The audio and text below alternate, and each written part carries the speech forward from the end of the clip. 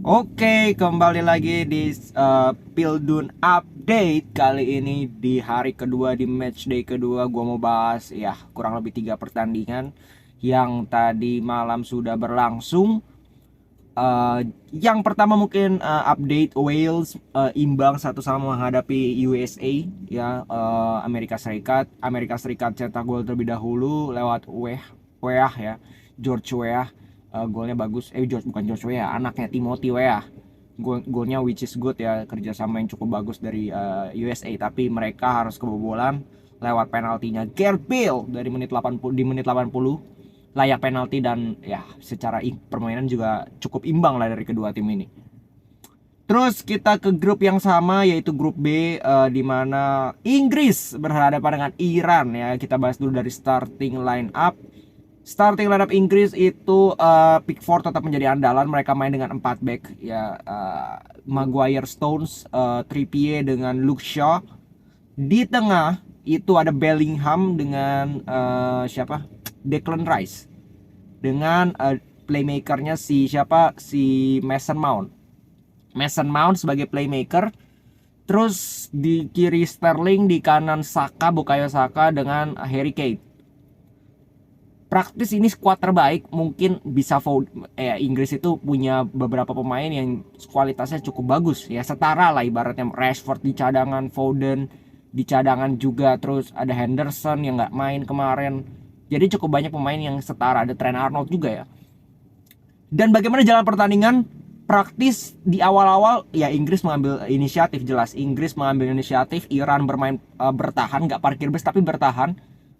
Iran ini nggak bisa pegang bola sama sekali, jadi ya Inggris totally mendominasi. Tapi temponya ini pelan dari Inggris, mungkin 10-15 menit awal ya. Inggris pelan, temponya ini pelan, nggak ada peluang yang berbahaya sampai kasusnya kipernya cedera, itu sampai 10 menit. Ya kan, itu 10 menit perawatan, terus akhirnya diganti. Ini kiper utamanya Iran nih, ini yang bisa menahan penaltinya Ronaldo di 2018. Barulah ketika pergantian kiper, gue nggak tahu kenapa, ini mungkin cocokologi tapi ya inilah yang terjadi gitu loh. Setelah pergantian kiper menjadi kiper keduanya, Inggris jauh lebih berbahaya. Serangan-serangan mereka jauh lebih berbahaya. Ya, dapat setengah-setengah peluang, dapat headingnya Maguire yang masih melebar tipis, satunya kena mistar. Maguire hampir cetak gol bahkan. Jadi Inggris tuh jauh lebih berbahaya. Akhirnya dapat gol pertama, gol kedua, gol ketiga itu kan jaraknya tidak berjauhan. Dan golnya itu pertama lewat headingnya Jude Bellingham, which is a great cross dari Luke Shaw. Terus yang kedua juga corner, Maguire heading passing ke Saka, finishingnya Saka luar biasa. Yang ketiga juga situasinya bagaimana counter attack yang dimulai oleh Bellingham. Dia melewati 1-2 pemain dan dia melakukan true pass kepada seorang Harry Kane. Harry Kane melakukan crossing yang bagus sekali kepada Sterling. 3-0. Apakah layak menang seperti itu? Layak, karena Iran sama sekali nggak ngelawan. Ya, Inggris benar-benar mendominasi. Masuk babak kedua, nggak beda jauh yang dilakukan Iran. Iran lebih mengambil resiko. Yang terjadi apa? Lini belakang mereka kosong. Lini belakang mereka bolong. Inggris dikasih begini ya makin menggila-gila lewat counter attack. Rashford bisa cetak gol, Grealish bisa cetak gol. Bahkan ya totally mereka, Bukayo Saka bisa cetak gol kedua. Jadi apakah layak menang? Sangat layak menang karena murni Iran itu nggak ngelawan sama sekali. Tapi apakah dibilang Inggris bermain sempurna? Enggak juga. Terbukti 2 shots on target dari Iran, 2-nya gol. Penalti 1 dengan satunya ya golnya dari Asmon ya. Bukan Asmon. Pokoknya ada pemain Iran yang namanya gue nggak tahu ya, jujur, sorry to say. Bahkan Asmon sempat kena sempat kena mistar. Jadi defense-nya Inggris ini nggak bagus-bagus amat. Mereka tidak kebobolan banyak, mereka bisa menang besar karena murni lini depannya Iran dan satu tim Iran itu mainnya buruk sekali. Tapi kalau dibilang lini pertahanannya Inggris itu sudah bagus atau belum, ini masih jauh dari kata bagus. Pickford gak ngapa-ngapain, sekalinya ngadepin shots kebobolan. Begitu juga dengan lini pertahanan, beberapa kali bisa di-expose. Tapi Maguire by the way mainnya bagus di pertandingan kali ini, gue juga bingung. Tapi sayang kan dia diganti, cedera itu loh, itu bisa berbahaya untuk Maguire. Bisa jadi dia tidak main di fase grup seperti di fase grup sisa pertandingan. Jadi Inggris menang 6-2, banyak yang bilang Inggris calon juara ya. Gue setuju, tapi juara grup. Ya, juara grup. Karena Inggris belum teruji sama sekali, dan Inggris sering seperti ini loh. Musim 2018 juga sama, lawan Panama mereka menang telak 6-1 kalau nggak salah.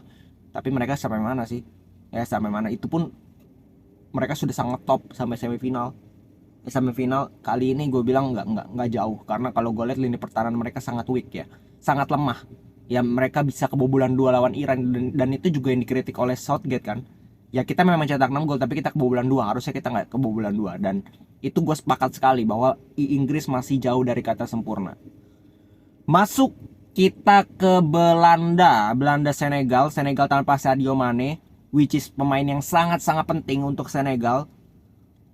Kita bahas dulu dari starting line up. Senegal ya mengandalkan Sarr, Gueye ya di lini tengah, terus Koulibaly tentu saja, dan Mendy di lini belakang. Ini yang cukup penting ya. Tapi Mendy sayang sekali bikin blunder yang nggak perlu sama sekali. Terus ya Belanda main dengan 3 back. Ya gua rada bingung dengan 3 backnya, karena 3-5-2 yang dimainkan oleh Belanda, 3-5-2 yang dimainkan oleh Belanda. Wing backnya itu mainnya Daley Blind di sebelah kiri. Ya nggak jalan sama sekali. Sesimpel itu. Di tengah ada Berghuis sama De Jong.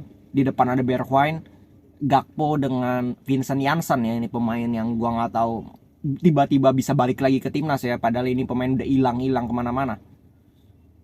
Dan bagaimana jalannya pertandingan? Babak pertama bisa gua katakan Senegal jauh lebih bagus daripada Belanda. Ya. 15 menit awal Belanda dipres habis-habisan. Ya. Benar-benar habis-habisan, tapi masalahnya Senegal ini di finishing.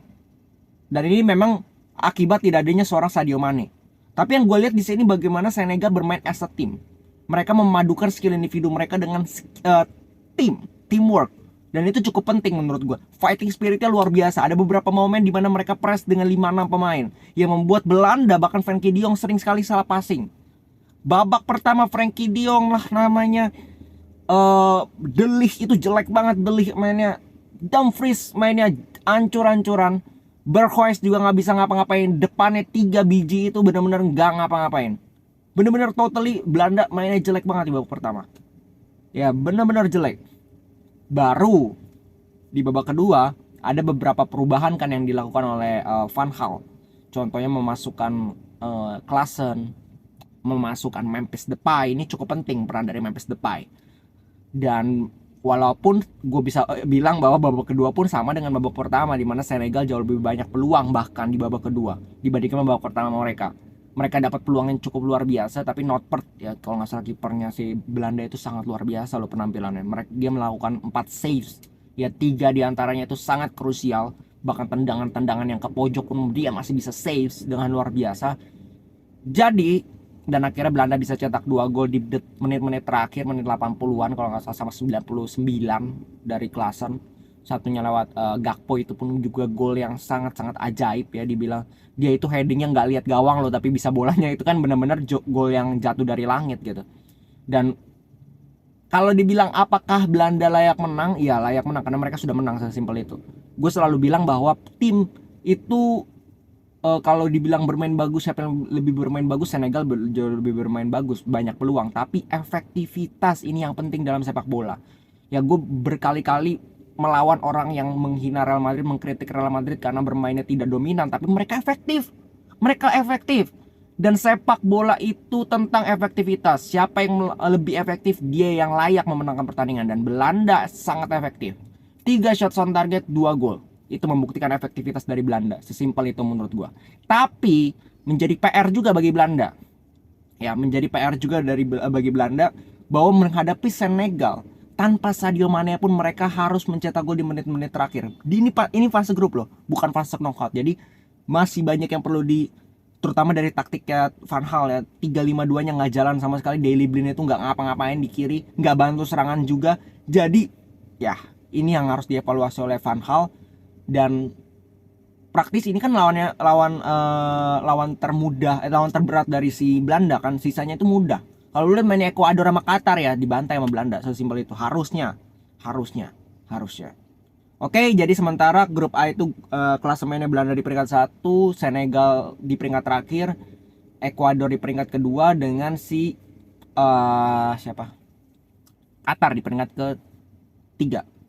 Ya, jadi 3 poin Ekuador menang, Belanda menang di peringkat di grup B, Inggris peringkat 1, Wales peringkat 2, USA peringkat 3 dan juga si siapa? Iran peringkat terakhir. Ya, by the way, gue mengapresiasi man of the match dari Inggris menurut gue Jude Bellingham, karena dia luar biasa sekali. 19 tahun loh. Mainnya itu kayak orang udah 20 tahun main di timnas bahkan. Dan Belanda dengan Senegal, man of the match-nya menurut gue adalah kipernya. Oke, segitu dulu dari gue. Kita kembali lagi besok di pembahasan tentang Piala Dunia. Salam sepak bola.